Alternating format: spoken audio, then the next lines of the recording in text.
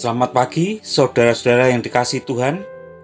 Senang bertemu kembali dalam sapaan dan renungan pagi GKI Salatiga, Jumat 23 Januari 2026, bersama saya, Penatua Catur Winarno. Baiklah, sebelum membaca dan merenungkan bagian dari firman Tuhan, kita berdoa terlebih dahulu, memohon hikmat dari Tuhan. Mari kita berdoa. Bapa sumber kasih, kami mengucap syukur atas segala anugerah, berkat dan penyertaan Tuhan dalam istirahat kami semalam. Pagi ini, Tuhan masih memberi kesempatan kami untuk bangun dengan tubuh yang segar dan sehat.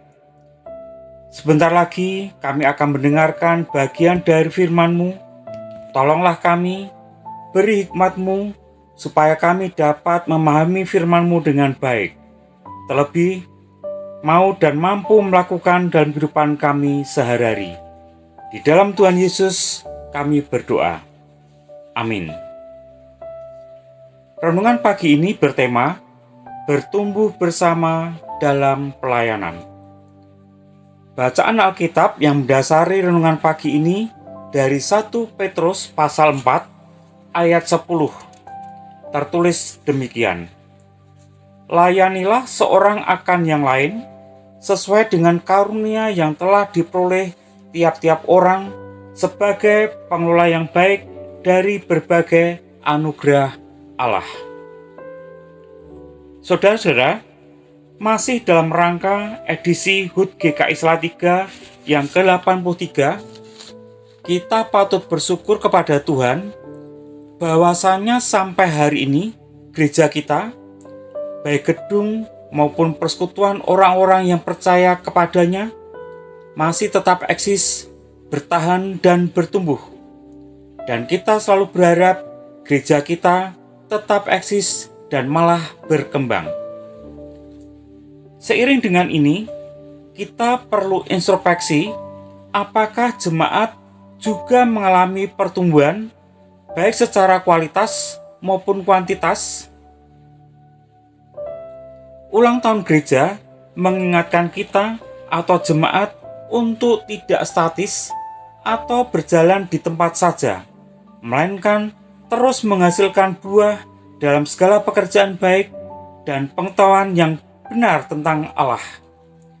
Kelangsungan, perkembangan, dan pelayanan suatu gereja, selain sudah dalam rancangan Tuhan, juga tergantung pada kerjasama anggota jemaat.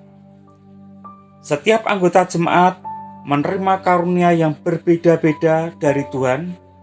Karunia ini diberikan bukan hanya dinikmati untuk dirinya sendiri, melainkan juga untuk saling melayani satu dengan yang lain. Ada yang diberi karunia bisa bernyanyi, memainkan alat musik, menguasai atau mengoperasikan alat dan multimedia dan peralatan yang lainnya.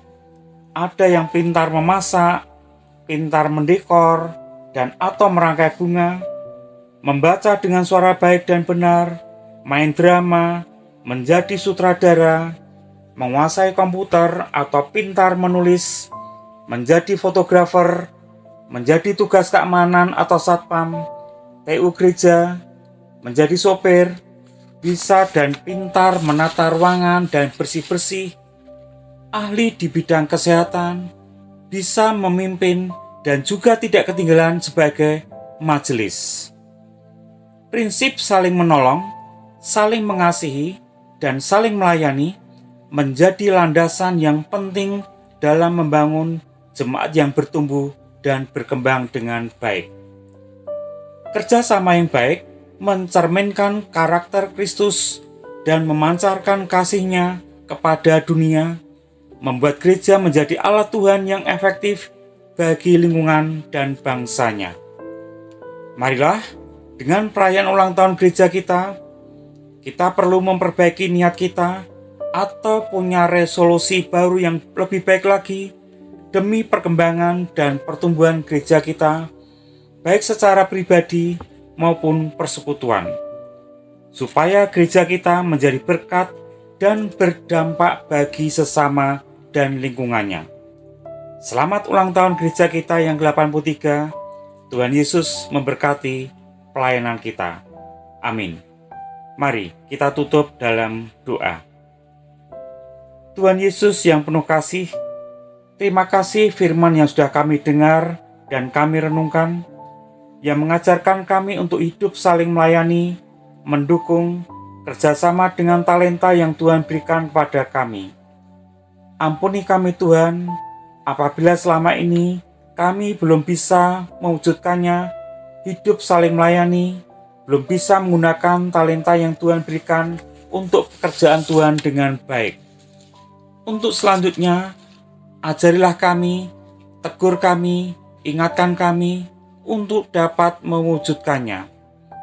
Berkati dan lindungi keluarga kami dengan segala pergumulan kami masing-masing. Di dalam Tuhan Yesus, Sang Juru Selamat, kami sudah berdoa. Amin.